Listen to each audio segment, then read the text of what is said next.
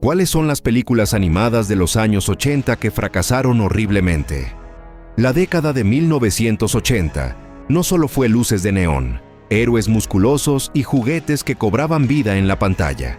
Fue también una época en la que los estudios de animación apostaron fuerte y perdieron aún más fuerte. Mientras millones de niños crecían entre Transformers, He-Man y Los Pitufos, otros proyectos intentaron robar un lugar en la televisión. Pero lo que produjeron fue tan confuso, tan aburrido o tan mal planeado que el público les dio la espalda.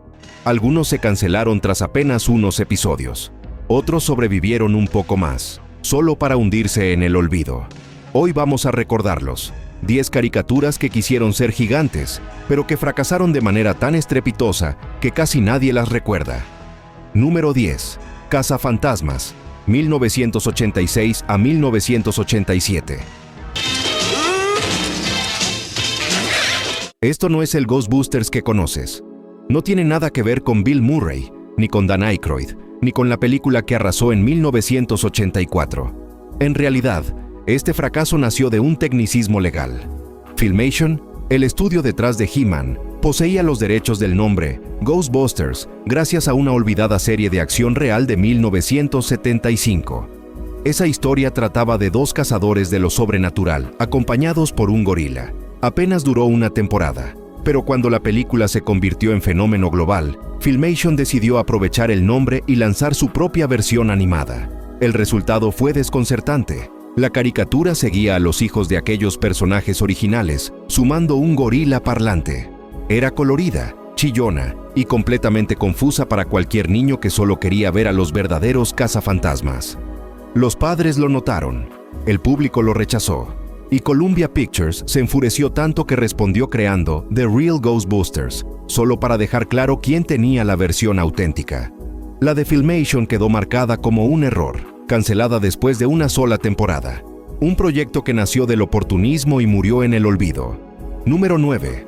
Rock and Wrestling de Hulk Hogan, 1985 a 1986. La lucha libre dominaba la cultura popular a mediados de los 80. Hulk Hogan era más que un luchador, era un ídolo, un superhéroe de carne y hueso. La WWF creyó que su salto a la animación sería un éxito garantizado. Sobre el papel, la premisa funcionaba. Hogan y sus aliados enfrentándose a villanos de la vida real, como Rowdy Piper e Iron Sheik, en aventuras exageradas. Pero el problema era imposible de ignorar. Ninguno de los luchadores puso su voz. Hulk Hogan fue interpretado por Brad Garrett, mucho antes de hacerse famoso en Everybody Loves Raymond. Junkyard Dog fue doblado por James Avery, el mismo tío Phil del Príncipe de Bel-Air. El resultado fue un choque. Las estrellas no sonaban como ellas mismas. Los fans lo odiaron. Las críticas fueron implacables. Incluso Vince McMahon, que había apoyado el proyecto, terminó avergonzado. Después de solo 23 episodios, la serie fue retirada. Un fracaso sonoro que demostró que ni el luchador más famoso del planeta podía salvar un dibujo animado mal hecho. Número 8. La pandilla que se lleva bien, 1984. Los 80 fueron la era dorada de los dibujos animados basados en juguetes. Transformers, G.I. Joe, Care Bears. Cada producto era una potencial mina de oro. Y entonces llegó una idea extraña. ¿Qué pasaría si hacemos una caricatura basada en tarjetas de felicitación? Así nació The Get Along Gang. El episodio piloto prometía algo interesante, animado por el prestigioso estudio canadiense Nelvana. Pero pronto la producción pasó a manos de Dick Entertainment y la calidad cayó en picada. Lo que quedó fue un grupo de animalitos vestidos que repetían sin descanso la importancia del trabajo en equipo. No había emoción, no había acción, solo historias sosas y moralinas interminables.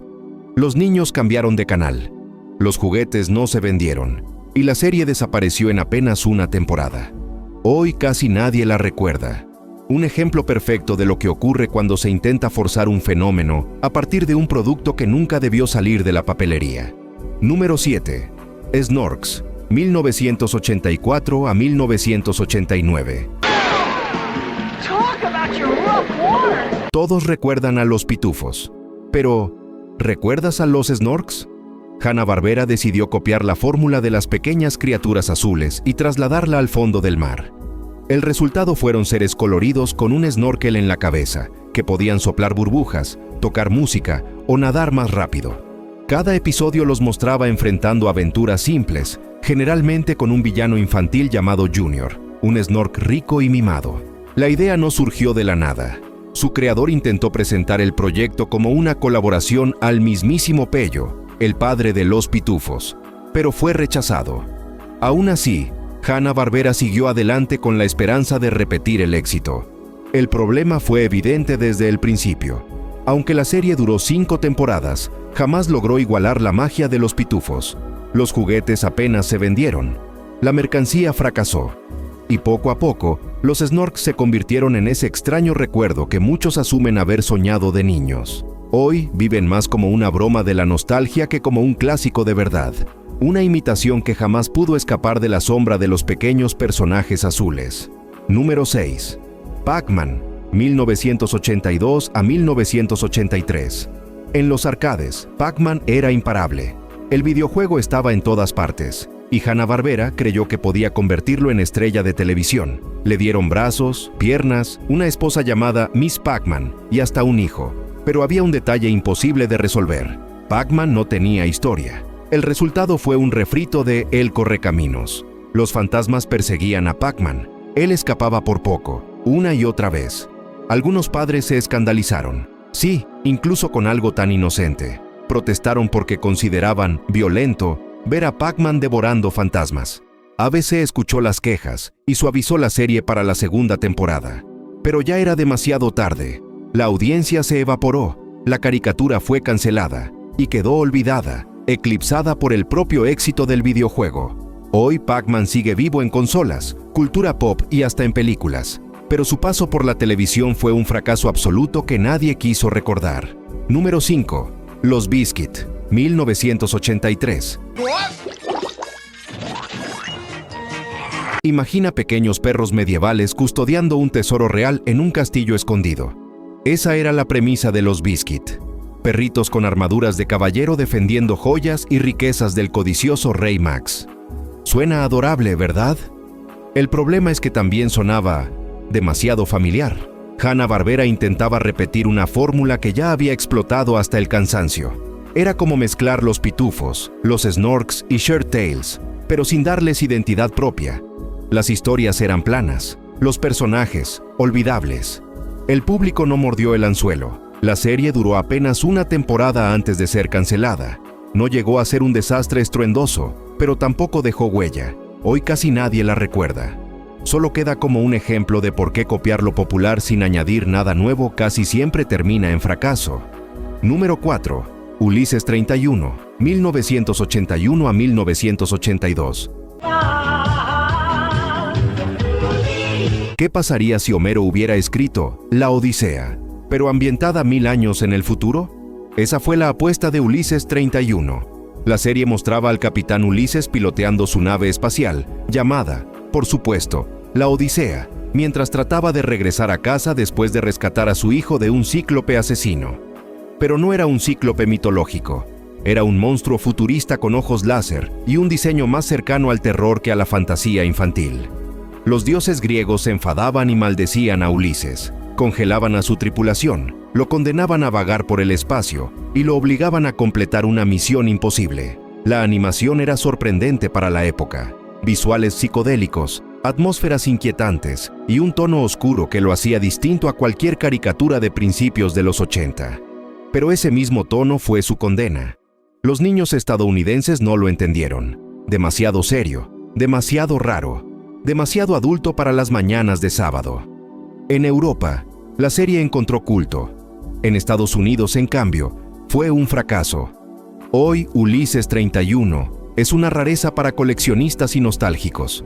Un ejemplo de cómo estar adelantado a tu tiempo puede ser tan malo como estar completamente equivocado.